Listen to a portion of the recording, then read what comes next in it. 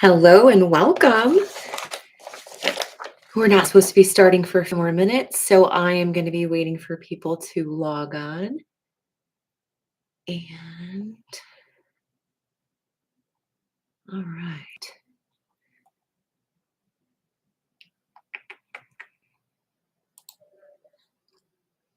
Let's see if I'm able to share my screen.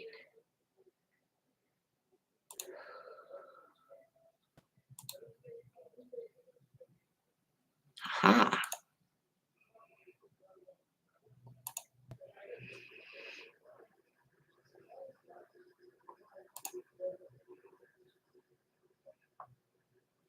Super. All right. As we're waiting for people to log on here live, I'm just getting myself all set up. Hopefully, I can navigate this from a tech perspective. Oh, okay, I think I'm good to go. All right.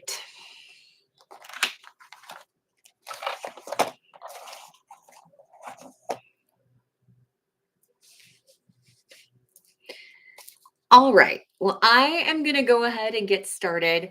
Hello and welcome. If you don't already know me, my name is Coach Sarah Reynolds, and I am a master health coach and 22-year veteran of the fitness industry. And I'm really excited for you to take the time and go on a journey with me tonight to talk about an issue that is affecting women at an unprecedented rate. And that issue that we're going to talk about tonight is burnout. Burnout is a topic that might already feel pretty familiar to you, but to some of you, burnout might seem like it's a bit of a buzzword. You might be hearing it a lot on social media or on the internet, but I'm here to tell you that burnout is not just a buzzword. Burnout has become a critical health issue that is particularly affecting women in their mid 30s and beyond, and especially those women who are juggling a career, a family, responsibilities, and societal pressures, which is most of us. According to a recent study, 44% of women report feeling chronically burnt out across professions. And it's not just about feeling tired. Burnout is where we can start to see real measurable impacts on your health. And more women today than ever before are reporting symptoms of fatigue, anxiety, insomnia, digestive issues, and even cardiovascular concerns as a direct result of chronic unmanaged stress. Working mothers, in fact, are actually 28% more likely to experience burnout than their working partners.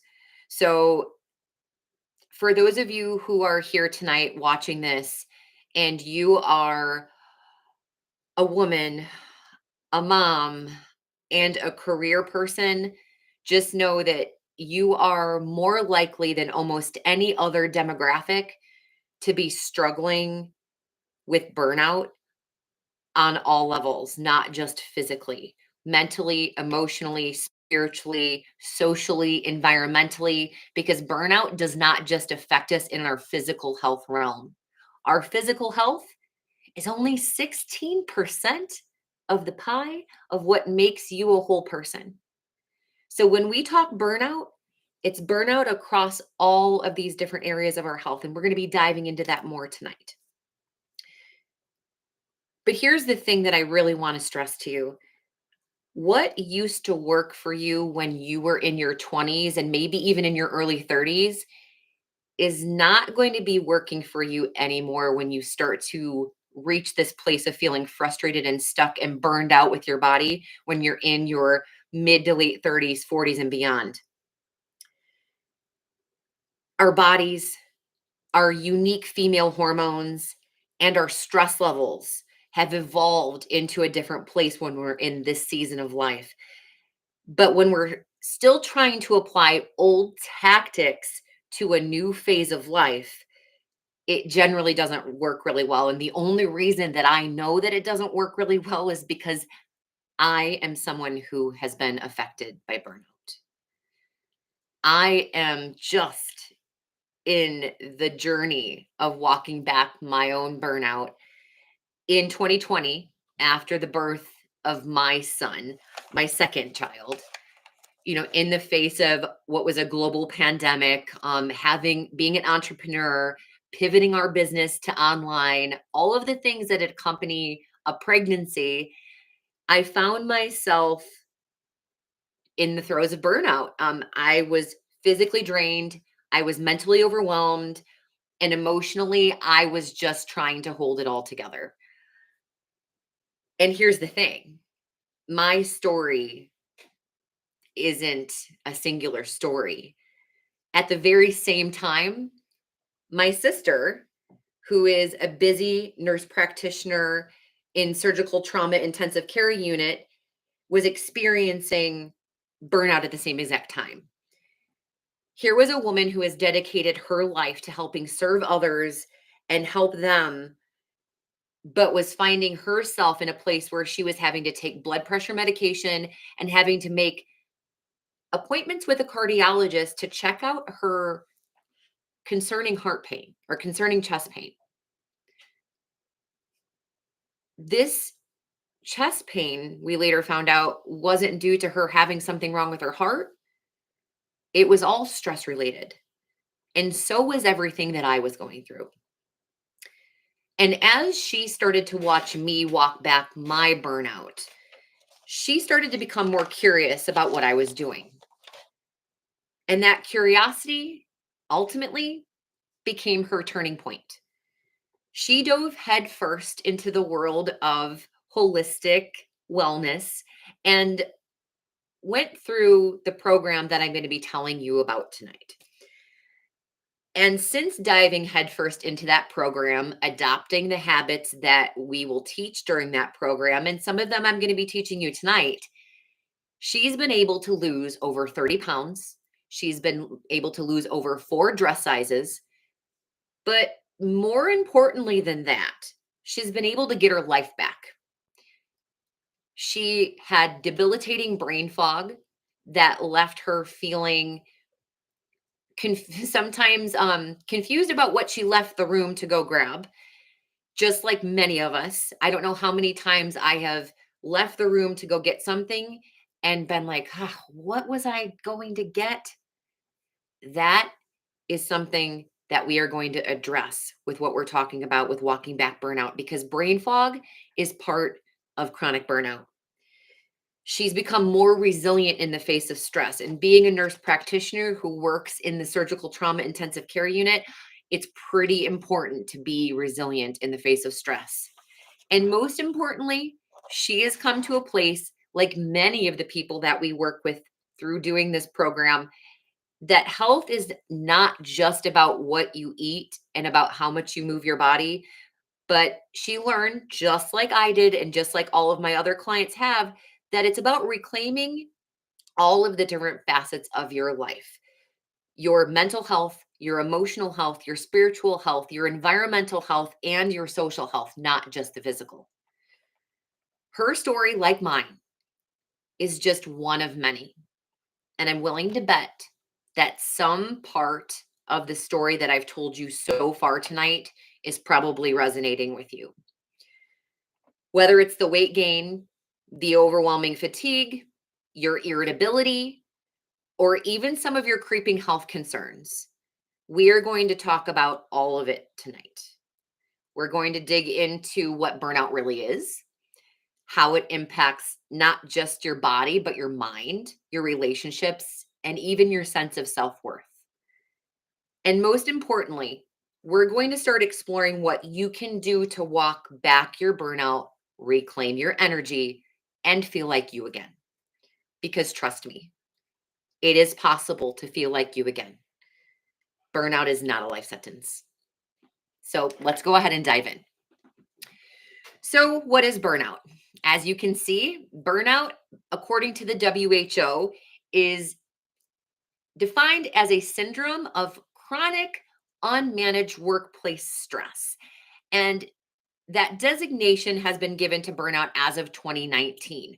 So we actually have given burnout enough credibility that it is now a syndrome that we can see has a massive impact on the person through, we see signs like fatigue, insomnia, digestive health issues, irritability, depression, anxiety, headaches.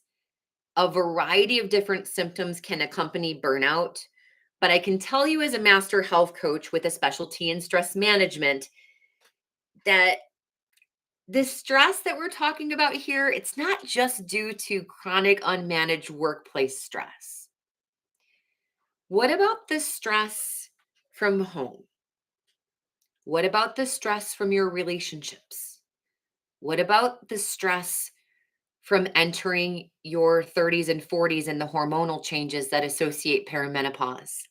What about the stress of being in a sandwich generation where we have aging parents and growing children, and we're trying to juggle all of the balls in the air? What about all of that stress? Does that not contribute to our overall burnout? Well, I'm here to tell you that it does.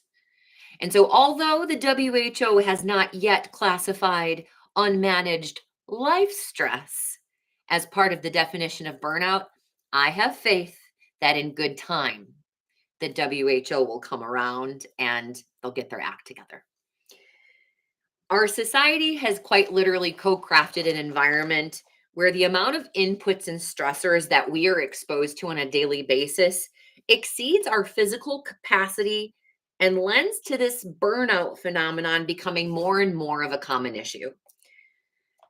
While burnout does tend to be a common issue across professions, nurses and educators tend to see the highest levels of burnout than any other career path. And in fact, one survey by RAND shows that teachers are 2 times as likely to be stressed than any other working adult, and 30% more likely to be stressed than active military personnel.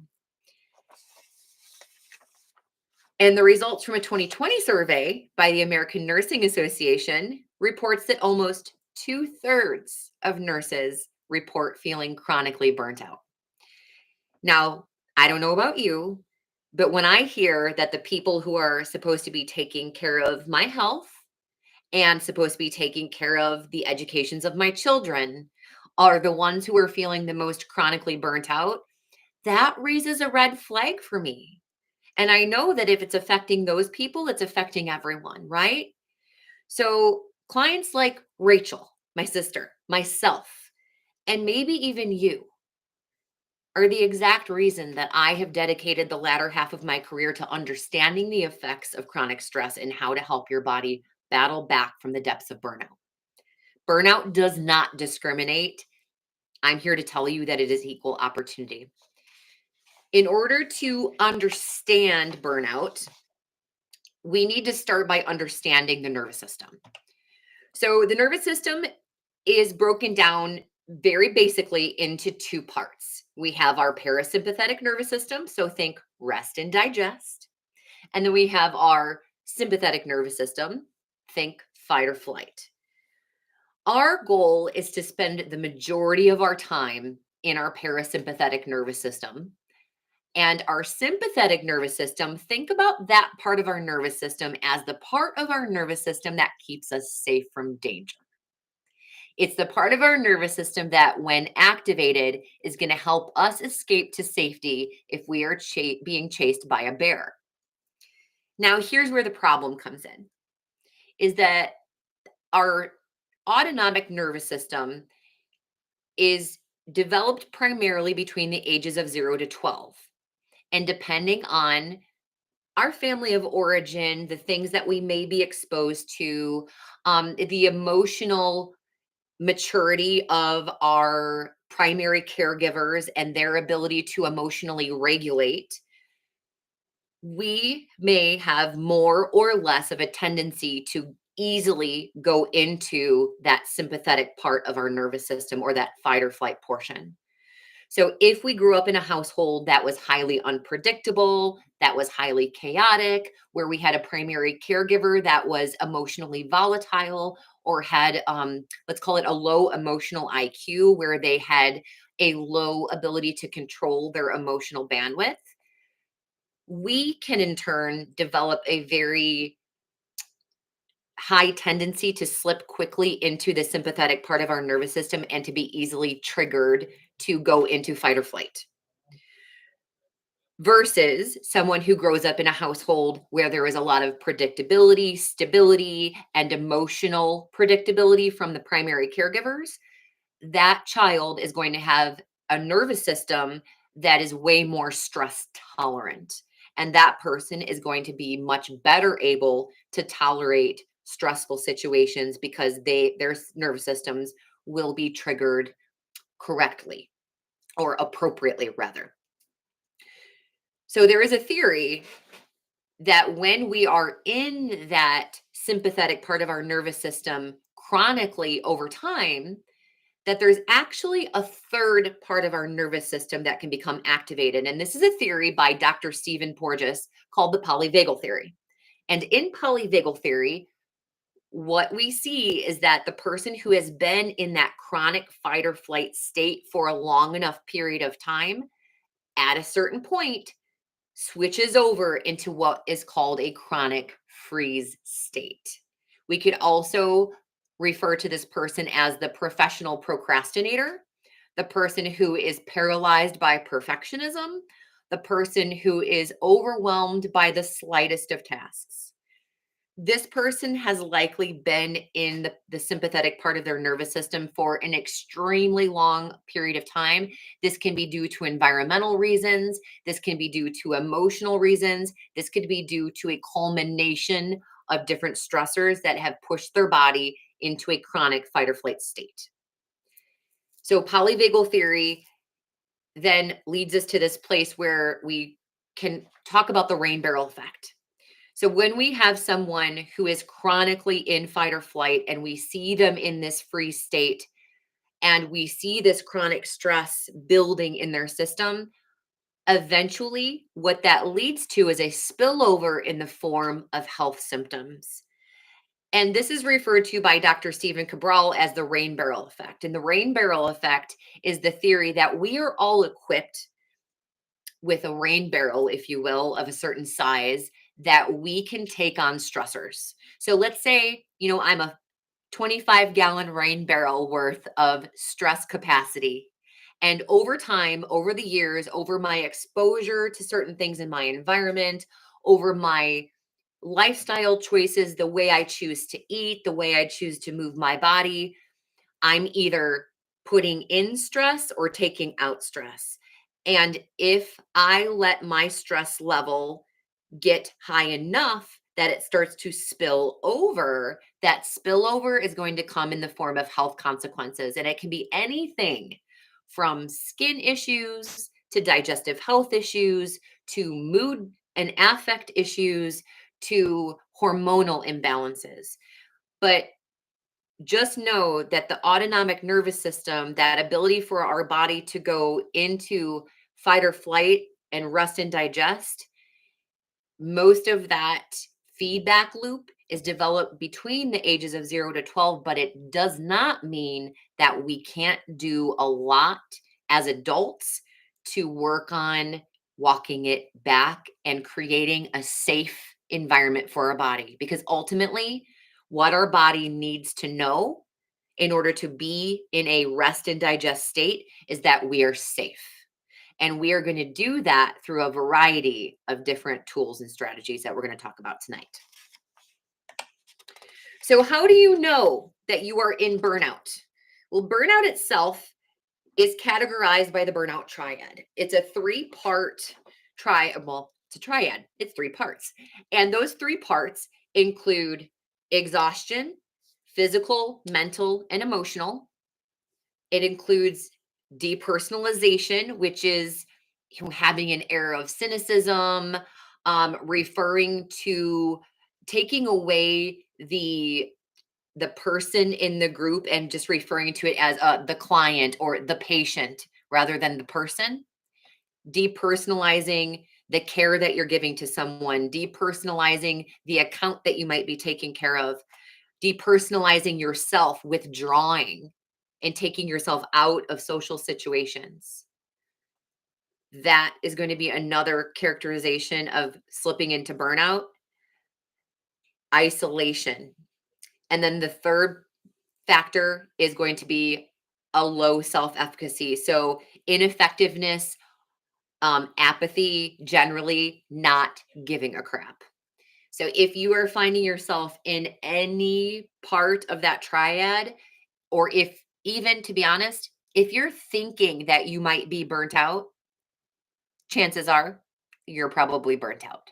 So even if you don't directly identify with what I'm talking about in that burnout triad, you are probably burnt out if you think you are burnt out. So to further explain burnout, it develops in 3 stages.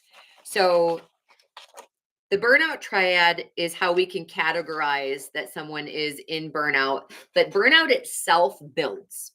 So the first stage of burnout is the alarm stage.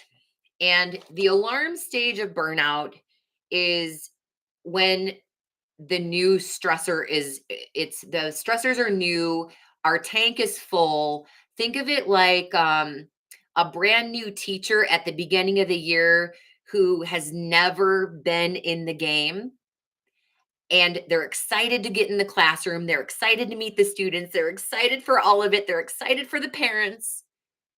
And then the reality of the school year and the reality of the classroom and the reality of the parents and the workload and the long hours and everything starts to set in. That is stage 1. That is the stress arousal phase. That is when that teacher is going to be, or that nurse or that health coach is going to be working harder to try to prove themselves, doing the longer hours, starting to neglect their own needs, starting to not show up for the little tasks that they would normally be doing to take care of themselves, with a compulsion to prove themselves in whatever facet of their life. So this could be with parenthood. This could be with your career. This could be with any facet of your life. This applies. This is not just in the workplace. This is very much, if you are a stay-at-home mom, the home is your workplace. So this applies across the board, whether you are a career mom or a mom with a career. Stage 2 of burnout is going to be the chronic adaptation phase. And the easiest way to describe the chronic adaptation phase of burnout is your normal fix. So if that cup of coffee was what helped you get through the day in stage 1, you're suddenly going to start needing 2 or maybe 3 cups of coffee to get through your day. If you like to unwind at the end of the day with a glass of wine, in stage 2, you might start to drink 2 glasses of wine to get through the night. Or you might have 2 glasses of wine and a cocktail. In stage 2, you're starting to need to increase not just your coping mechanisms, but you're also starting to increase your denial of the problem. Oh, I'm fine. Everything's good. Everything's fine.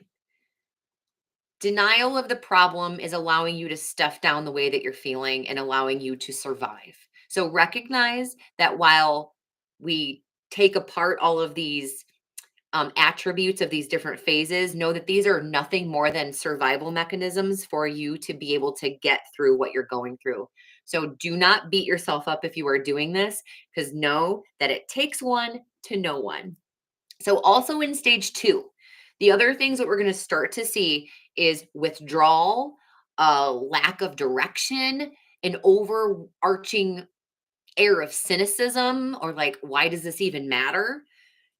Behavior changes, being more psychologically reactive or more stress sensitive, or not able to take constructive criticism, breaking down in conversations that should normally otherwise be productive.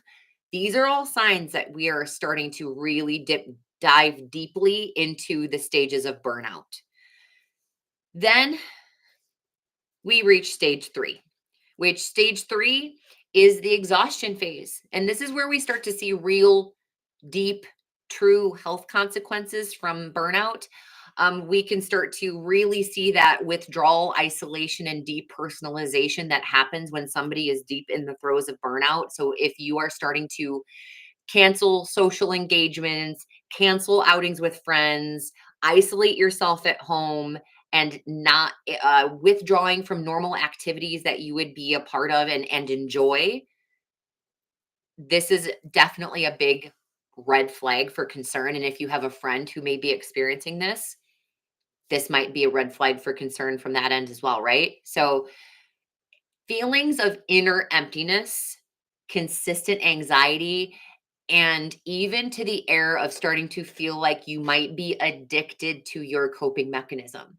So, if the one glass of wine has turned from two glasses of wine, has turned into a bottle of wine that you feel compelled to open, this is where you have reached this end stage of burnout and your body is screaming for balance and homeostasis. If you are feeling hopeless, like what is the point of it all? You have reached the end stage of burnout where you are in exhaustion. And if you are at this place where you have become exhausted and you are at that final stage of burnout, know that the only way to start walking it back is to start understanding what the signs of a net gain versus a net drain look like within your own body. And the only reason that I can sit here and tell you these things is because it is highly likely that there's going to be someone else in your life who is going to be the person who identifies burnout in you. It is likely not going to be you that identifies your burnout. This little girl right here is actually the person who identified my burnout, and it's my daughter. And I'm gonna tell you a little story about my daughter, and it has to do with my daughter and a flamingo. So my daughter, like most other little girls her age, loved to go to the zoo. And after I had my son, one of my goals was to spend one-on-one time with my daughter when I could. And we had an opportunity to go to the zoo, and I took her to Brookfield, and we were walking around, and we got to the flamingo enclosure, and we got up to the flamingos, and we were there admiring their beautiful pink bodies and their long legs. And my daughter looks at me and she goes, "Mama, why is there a white flamingo?" And sure enough, in the middle of the flamingo enclosure, there stood a white flamingo. And I don't know that I had ever seen a white flamingo before myself. And I looked down at her, and I'm not one who doesn't like to know what I'm talking about. And I said, "Hey, you know what? When we get home, let's Google it because I actually have no idea." So we get home from the zoo and we Google, why is a flamingo white, or why would a flamingo be white? And sure enough, the answer comes up, and I should have known that the reason why a flamingo would be white is because after a flamingo spends all of its time, the whole reason a flamingo is pink. Let me start with that. The whole reason a flamingo is pink is because they get their color from being able to forage deep within the wetlands of their environment, and they eat certain cyanobacteria and crustaceans that give them that deep pink color. So, with that being said, they spend a lot of time and energy foraging and hunting and getting their food and making themselves beautiful because in the flamingo world, the deeper and richer the color of your feathers, the more desirable you are as a mate. So, the flamingo spends all this time becoming attractive and desirable as a mate, and they go off and have babies. Well, turns out after a mother flamingo has babies, it is not uncommon for her to be literally drained of her color, because of the energy that it takes for her to care for her young and how it makes her unable to have the same amount of energy necessary to access the inhospitable wetlands that normally would have provided her with the food to give her her color. So, keeping that in mind, my daughter looks up at me after I explained this to her in kid terms, and she goes, "Mama, are you a white flamingo?" And I said, "Baby, I think I am." And that was how I identified my own burnout in the throes of raising a second child, having a second child in the midst of a pandemic as an entrepreneur. And I'm here to tell you that when you can start to spot your own signs of net gain versus net drain and understand what it looks like for you to be performing at your optimal, it's quite literally life changing. So that was my aha moment. And I'm not going to say it's my first time experiencing burnout, but it's definitely probably one of the most pivotal times of experiencing burnout because now that I know what I know, my goal in my life is to make that the last time that my body experiences burnout. So let's talk net gain, net drain. So there are 6 facets of your deep health. There is the physical facet of your deep health, the emotional facet, the environmental facet, the relational facet, the existential facet, and the mental facet, as you can see here. Now, in the physical facet, when we are feeling vibrant, energized, and thriving and performing and functioning well, that is what we want. But when we are operating in a net drain, we are likely seeing things like powering through the day on caffeine and sugar, feeling disconnected from your body. Like if you're somebody who, when somebody asks you, how do you feel? You respond with, I don't know. That is being disconnected from your body. Your mind and your body not being in sync, feeling like you want to do something, but not having the energy to do it. All of these are signs that you are out of your physical net gain and into a net drain.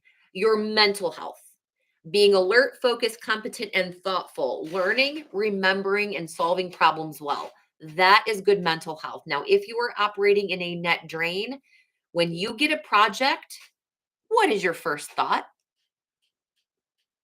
Is it, I can't believe I have something else to add to my plate? Or is it excitement and enthusiasm? Can you think of a time when you should have said no, but instead said yes? Or a time that you wanted to say no, but you felt like you had to say yes? If you find yourself doing that on a regular basis, there is a high likelihood that you are somebody who struggles with burnout. People pleasers are some of the biggest offenders or the biggest affected populations when it comes to people that struggle with burnout. Emotional health. When we are in net gain, we are able to experience a full range of emotions and express them appropriately. But when we are in net drain, our response to big emotions is going to be inappropriate. Our ability to express big emotions is going to be inappropriate. We are either going to explode or repress or minimize when we are in a net drain. So, emotional health, how do you respond to your big emotions and to the big emotions of others? That is going to be your key indicator of where you're at. Social health, when we are in a net gain, you are feeling connected and authentic with others. You are feeling supported and like you belong. When you are in a net drain, you are going to feel lonely, unsupported, and isolated. And I want you to do something here for me. I want you to write down the 5 people that you spend the most time with. And I know what you're probably thinking. I'm not going to say, well, you're the average of those 5 people. No. What I want you to do is I want you to think about the 5 people that you spend the most time with, and I want you to think about how does each one of those people make you feel? Take an inventory. Start there. Environmental health, when we are in a net gain, we are knowing that our everyday surroundings are supportive of our health and well being. Can you say that about your environment? When you are in a net drain with your environmental health, you are going to feel anxious and uneasy about the environments that you're entering into, whether it's your classroom, whether it's your car, whether it's your home, or whether it's any other social space that you enter into. If you are in a net drain in those areas, you are going to be anxious or uneasy entering those spaces. And then finally, your existential health or your spiritual health. When we are in a net gain in that area, you are going to have a feeling of a sense of meaning and purpose in your life. But when we are in a net drain, it's going to be more like, what am I doing here? Why am I here? And what is the point of this all anyway? So I want you to think about your health as a bank account. And having a net drain on your health bank account is a lot like letting your checking account overdraft. What happens when your checking account overdrafts? Well, the bank starts pulling from your savings, right? But what if you have no savings? That's the position that many of us find ourselves in when we are struggling with burnout, overdraft, with no health savings to provide us with overdraft protection. So now that you understand burnout and you understand how the body can go into this state of overdraft, and it can go into overdraft not just in one dimension of health, but in 6 different dimensions of health, I want to start to unpack what you can do about it. And that is by starting to create a net gain by learning how to fill up your own cup. So, strategy 1 is learning how to build your health savings account. Every decision that we make as human beings, I don't care what it is, from the water that we drink, to the food that we eat, to the way we move our body, to the people that we spend time with, to the environments that we put ourselves in, every choice we make is either making a deposit or a withdrawal. When we are in a state of burnout, I need you to be thinking about your account is in a perpetual overdraft and we are working on just getting it back in the black, out of the red. So, some examples of starting to build your health bank account are going to be things like taking walks, things like eating a whole food based diet, things like drinking enough water, getting enough sleep, creating white space in your schedule where you can take downtime. I cannot tell you how many clients I have worked with that when I'm like, hey, how much time do you take for downtime? I'm like, what's downtime? I am guilty of not taking enough downtime. Downtime and white space is a necessary part of our being. And if you are not giving yourself white space and downtime, you're definitely missing the mark on your total ability to get yourself into a net gain with your health. Strategy 2 is going to be finding your personal Goldilocks zone within all of these areas. So, what I mean by that is it does not mean that all these things are all or nothing. It means how can you figure out your minimum effective dose of these strategies to help you move the needle? So if we know that walking is a great strategy, how much time a day and how many times a week would you realistically be able to walk to show up and make it happen so that you can say yes to yourself? The Goldilocks zone is the zone of compliance that allows you to say yes to yourself with consistency. So, no matter what the strategy is, if it's taking white space, if it's making nutritious meals, if it's reaching out and taking time to build community, if it's doing things to repair your gut health, if it's detoxing your home, what is your minimum effective dose or your Goldilocks zone for all of those things? Because I'm here to tell you that for each person, this can look a little bit different and still get wildly incredible outcomes. It's about consistently plugging in and consistently showing up to do the work. This does not need to look the same for two people in order for you to get incredible results from plugging into these behaviors. Practicing forgiveness. I can't tell you for so many people that forgiveness is part of where we need to start in this process of getting our deep health under control. And it starts with forgiveness of self. Forgiveness of self for getting yourself here.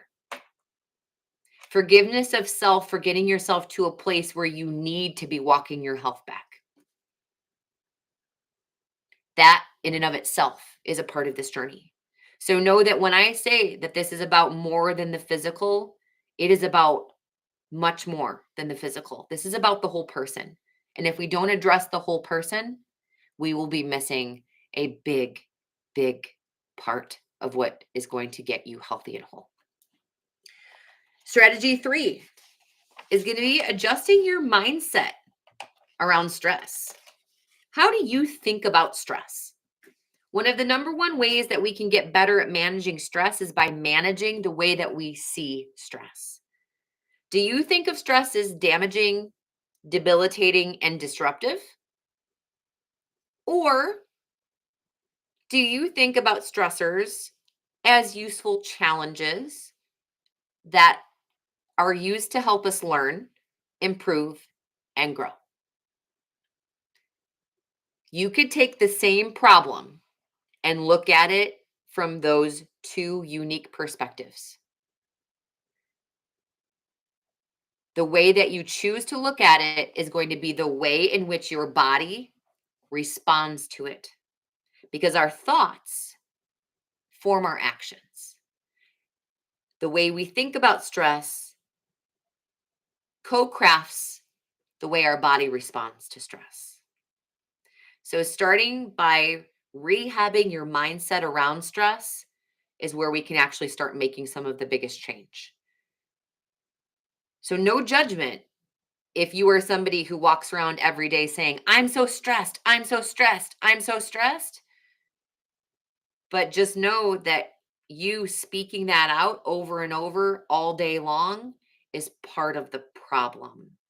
And it's about looking at how are these things, these challenges, these obstacles, these problems even that are in front of you, how are they going to be useful in helping you grow? Because if we can keep our focus there, you're not only going to move through the problem, but you're going to grow from the problem instead of experiencing a lot more pain. So our mindset's going to shape the way we feel, we think, and we act, and the way that our body responds, like I said. So if you think your stress is having a huge impact on your health, it likely is. So there is actually a study of over 180 million adults, and it studied how they perceived that their stress was affecting their health, and it also it intook how they or whether or not they were experiencing premature death. So it looked at how they perceived that stress was affecting their health and whether or not they actually had health implications. And what we saw is that those individuals who did perceive that stress was affecting their health reported increased risks of health implications, and they had reported increased risks of premature death. So it is just more facts that our mindset around stress is going to be the biggest factor that determines how our body responds to it. So the key at the end of the day with stress is dealing with it. In 1843, the poet, Edgar Allan Poe, published a short story called The Telltale Heart. And it's actually part of the series if you're a Netflix watcher. It's called The Fall of the House of Usher, but it's episode 5 in The Fall of the House of Usher that is based on the Telltale Heart. And in brief, the story of the Telltale Heart involves a narrator who kills someone, dismembers the body, and hides the body under the floorboards of the home. Not to get morbid, but the narrator then tries to go on about their business as if nothing happened, but he can't get rid of the sound of the victim's heartbeat. And it progressively gets louder and louder and louder over time. Thump, thump, thump. And not to be a spoiler, but at the end of the day, he goes mad and confesses to the crime. And although this is an extreme example of how the problems and stressors that we avoid in our own lives can sneak up on us and cause damage that we don't anticipate, it's not unlike what we see happen every day with the clients that we intake at Functional Effect and the effects that their chronic stress are having on their health. So when we're ignoring the evidence that is in front of us and instead operating off of our own confirmation bias, we're gonna stick with just the evidence that we believe about what is going to help get us healthy and well. But when we can open up our minds and become open to new mindsets around health and the way that we manage our stress and the way that we look at stress, we can start to build ourselves towards new results. And ultimately, that is why I am here tonight, is to talk to you about not only how you can start getting better at assessing your own stress, which these are just a few of the stress inventories and questionnaires that I would recommend if you would like to assess your own stress, but I'm also here to offer up some solutions on ways to create net gain in your own life. So, remembering to take time to do things for yourself, like getting adequate sleep, knowing that every hour of sleep that you can get before midnight is worth 3 hours of sleep after midnight. Knowing that nutritious meals are not going to be coming out of vending machines or fast food drive-throughs, and that eating a diet comprised of whole, real foods is where we want to be 90% of the time if possible. Knowing that surrounding yourself with people that speak life into you, that support your dreams and goals and make you feel safe is part of putting your nervous system into the position to be in a healing place. So ultimately, if you can change the way that you look at things, the things you look at start to change. And that is one of my favorite quotes. And it is so much so one of my favorite quotes that we actually have it painted on the wall here at our gym at Functional Effect. And it's something that I want you to think long and hard about as you are thinking about your own struggles with burnout, your own struggles with your physical health, emotional health, mental health, spiritual health, existential health. And ultimately, what I would like to do is invite you to join us for a journey, an 8-week journey into Balance to Breakthrough, which is a health reclamation program that was created out of my own journey, out of burnout, out of my clients' journeys through burnout, my sister's journey through burnout, and so many other clients that have come to us through Functional Effect that we've been able to help walk back the effects of chronic stress.